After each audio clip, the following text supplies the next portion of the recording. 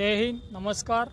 आज रोज अखंड राष्ट्रीय हिंदू सेना द्वारा जे रीते लव जिहादना केसों भारत और गुजरात में वधी रह्या छे तेने ध्यान में राखता उत्तर प्रदेश, मध्य प्रदेश और हरियाणा मुख्यमंत्रीश्रीओए जे रीते लव जिहाद पर कायदो व्यवस्था बनावेल छे तेवी ज रीते गुजरात प्रदेशनी अंदर माननीय मुख्यमंत्रीश्री ने अमारी नम्र विनंती है कि कड़क कायदो बनावे।